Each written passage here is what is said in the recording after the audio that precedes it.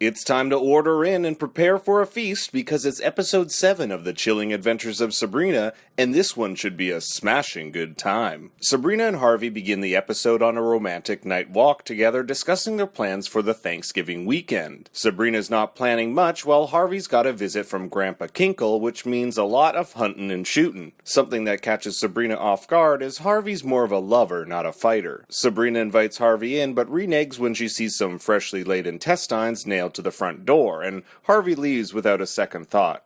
Never change, Harvey. Don't you forget about me. Turns out witches do celebrate Thanksgiving. Their version is called Feast of Feasts, and the Spellman family has been selected to participate. The unholy holiday is meant to honor the incredible sacrifice of Sister Freya. Back in the day, it was actually the Greendale 14 living in the forest. The mortal men of Greendale had hunted all the animals, leaving no food for the witches. But before they starved, Freya sacrificed herself so the sisters could eat, by slitting her own throat and letting the coven feast on her body. 'Cause that's what sisters are for. Everyone's all like, what a heartwarming tale, but Sabrina's all like, WTF? And Ambrose says it's not unlike the Donner Party, which were a group of American pioneers in the mid-1800s who survived being snowbound by resorting to cannibalism. So every year, 14 families, to represent the 14 original women, are selected to volunteer one of their female members in what is possibly the worst game of drawing straws ever. The winner being offered up like a turkey for the Church of the Night to feast on. The Feast of the Feast is reflective of the Greek myth of Theseus and the Minotaur, where 7 boys and 7 girls, 14 in total, were selected to be sacrificed in a labyrinth by a Minotaur as tribute. Since Hilda's been excommunicated, that leaves only Sabrina and Zelda as candidates, and Zelda's volunteering. That's that. Back at Baxter High, Sabrina's new BFF witch, Miss Wardwell, asks the kids to research their family history. She picks out Harvey, who's all like, I don't know. After class, Sabrina asks Wardwell if she's ever heard of the Feast of Feasts, and if there's any way to opt out of it. She says she'll do some research, and then mutters under her breath an evil plan to expose the Kinkles' history. Luckily, Sabrina's pretty hard of hearing today. Meanwhile, Harvey's grandpa, Colonel Ty from Battlestar Galactica, and Harvey uses this as an opportunity to complete his family history assignment. Grandpa reveals that the Kinkles used to be the Von Kunkles, and the mines they own were on land they took from those people. He plans to fill Harvey in on how they got rid of them when they go hunting. Susie is also working on her assignment, diving into the family archives her ex-demon Uncle Jesse kept. She pulls out a picture of Dorothea Putnam, her ancestor who came over to America from Europe. She'll come back again later in the episode.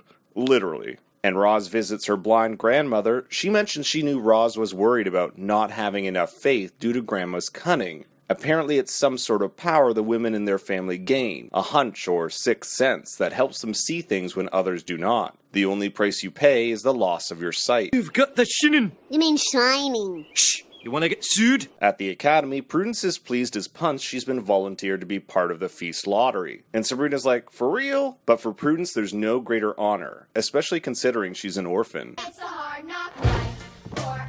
Sabrina then pulls Nick on his stance on the feast, and no one in the world would be surprised to see he says exactly what Sabrina wants to hear. He thinks it's bonkers. Apparently when Papa Spellman was high priest, he banned the feast, but Blackwood reinstated it. Then Nick gets super concerned that he might be having Sabrina for dinner. This gives Sabrina the idea that maybe her Aunt Zelda might turn around on the whole feast thing if she was on the chopping block. So at the lottery, as all the family volunteers gather, just before Zelda pulls her paper, in barges Sabrina. I volunteer as tribute! She's gonna draw for the Spellman family, and in front of the eyes of the whole coven, Zelda capitulates. So much for Operation Change Zelda's Mind. The women then pull their papers, and Sabrina's burns red while Prudence's burns white. All hail Queen Prudence. And this witch is like, always a bridesmaid, never a bride. At home, the Spellmans are grateful none of them have to be eaten, and we learn that Sabrina's red burning paper means she's going to be the handmaiden. The handmaiden's role is to ensure the queen's every whim is indulged while the coven fasts. Guess who's at the door? It's Queen P, who shares a sultry hello with Ambrose. I guess Ambrose subscribes to more publications than just a masculine shape. Prudence will be staying with Sabrina while she gets plumped up for feeding time. Sabrina treats Prudence to my Thursday night tradition of macaroons and a buttermilk bath with rose petals. As Sabrina gets that tough spot on Prudence's back, she mentions that if Prue wanted to escape, Sabrina would look the other way. This baffles Prue. Being queen of the feast is not unlike the Aztec practice of human sacrifice to the gods. gods. Those sacrificed do so willingly for a greater purpose. Once the coven consumes her, Prue will become a part of everyone. Late that night, Sabrina, who now has to sleep on the floor, wakes up after hearing some noises from upstairs. And up in Ambrose's room, everyone's gone all Caligula. And great, Nick made it. What the queen wants, the queen gets. Join us, Sabrina. Nick, come on, man. What kind of attempt was that? What do you think I'm going to say to you? No. Correct. The next morning, Prudence is feeling very refreshed, and Sabrina makes another attempt to convince Prudence out of being eaten. She'll take Prue to Baxter High, which has a lot of boys to torment and seduce, hopefully with a little more game than Nick. Speaking of game, Hawthorne's got a thing for Wardwell, now that she's let her hair down and brought her inner demon out. Meanwhile, Sabrina introduces Prudence to her friends. Susie brings up her ancestor Dorothea. Apparently, Susie's learned that Dorothea was an original settler of Greendale and helped a group of women flee religious persecution from Scotland. Which has to be the Greendale witches, right? Scotland is also a country with a deep-rooted history of witch trials dating back to the Middle Ages, where over 4,000 alleged witches were killed. Not to mention it's home to famous witches including the Three Witches of Macbeth. Prudence also seems to know about Dorothea and looks upon her as a hero, so Dorothea, totally a witch ally. When the topic changes to Harvey's history, Prudence gets pissed. Harvey's ancestors were witch hunters, which makes a lot of sense. Remember in episode 5 during Sabrina's nightmare when the Kinkles came in to hunt Sabrina? Next, Sabrina and Prudence get a visit from Miss Wardwell, who Sabrina compels to talk some sense into Prue. Wardwell mentions a witch who was also queen of the feast but had reason to reject it and now lives in the woods, that perhaps they should give her a visit. Prudence finds it hard to believe that anyone would ever spurn queenship, so she's curious, and Wardwell's got something up her sleeve. Back at the Spellmans, Connor's mom has come to pick up her son's ashes, and we're reminded that there's a witch killer still on the loose. There doesn't seem to be any leads from the police, but Connor's mom found a box with occult items inside. Ambrose asks if she could bring the items, and she agrees. In the woods, Wardwell and the gang visit Desmelda, the Witch of the Woods, who's got an eye-popping story to tell. Oh god. Desmelda says she never ran from the Dark Lord, but rather from her high priest who used the feast to violate children in the coven. What they're trying to tell Prudence is that Father Blackwood is asking her to do the feast, not the Dark Lord, and her obligation is only to him. At the same time, the Kinkle men are out for a hunt when they spot a deer in the woods, and since it's Harvey's first hunt, he should do the honors. As Sabrina and Prue duke it out over Blackwood, they hear the hunter's gunshot. Looks like the deer was actually a familiar, most likely Desmelda's. Who would do such a thing? Men.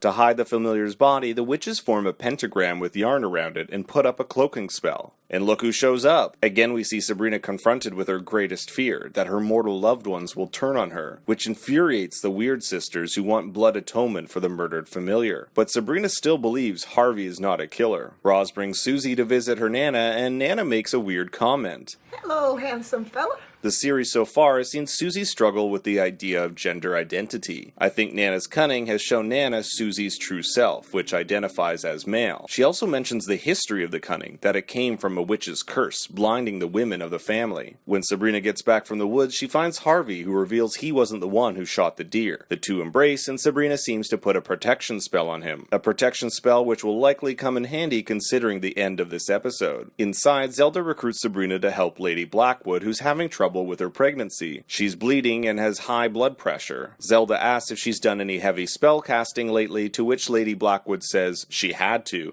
and that Sabrina would understand. She knows what they are really like, and that they are going to kill her babies. By they, she means the Weird Sisters. She won't let them take what belongs to her children, so she acted first. Take out one, and the others are no threat. Damn, that third trimester hysteria sure is potent. Zelda wonders if Lady Blackwood thinks Faustus has other children outside of marriage. He wouldn't be the first high priest. And bastard children born to a high priest are just as eligible to the seat as those who are legitimate. Prudence is actually the daughter of Faustus Blackwood, so Lady Blackwood wants her out of the picture to protect her unborn children. And Sabrina has a plan to get her talking. At Susie's, she gets a visit from her ancestor Dorothea while asleep, but something tells me it's more than just a dream. That night, handmaiden Sabrina hosts the Blackwoods and Prudence for the Queen of the Feast's Last Supper, while Wardwell decides she's having Pizza Boy for Thanksgiving. Hilda has prepared a cake that will get Lady Blackwood spilling the truth. The Blackwoods dig in, and Sabrina begins her questioning. A minute later, and Lady Blackwood is revealing her plot against Prudence. I can't lie! It comes out that Lady Blackwood rigged the ballot box, and Faustus, who also ate the cake, confirms he is Prudence's father, whose mother killed herself when he wouldn't marry her. That's why he's kept her so close. But only Prudence. The other sisters are still just orphans. It's a hard knock life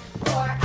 Sabrina then blackmails Blackwood to end the Feast of Feasts for good and save Prudence. At the official feast, the Coven is getting hangry for some Prudence and have been fasting for days. Faustus comes in and bears the bad news to the Coven that Prudence can no longer fulfill her duty as Queen of the Feast. And just as he's about to say the feast is cancelled, Mrs. Always a Bridesmaid, Never a Bride pulls a Freya and slits her own throat for the Coven to feast on. The crowd goes wild with hunger and digs in, and oh god. It's raw, Melissa! Ambrose and Luke hang out away from the feast as one is under house arrest and the other, well, I just plain don't trust him, when Hilda walks in with some bad news. There are 2 more bodies on the way. Suicides. Connor's mom and dad. Looks like someone got to them before Ambrose could get his hands on Connor's occult box. After the feast, Zelda, clearly shaken, tells Sabrina she would never have let her be sacrificed. Aww. Harvey and Tommy head into the mines for some sweet, sweet holiday pay and look to have a nice relaxing shift. But the orphan duo brought their voodoo dolls, and they have something else in mind. Thanks everyone for watching and for the great support and comments I've been getting for these videos. Make sure to like and subscribe. We only have 3 more videos to get to before being done with the season. Until next time, keep walking that path of night.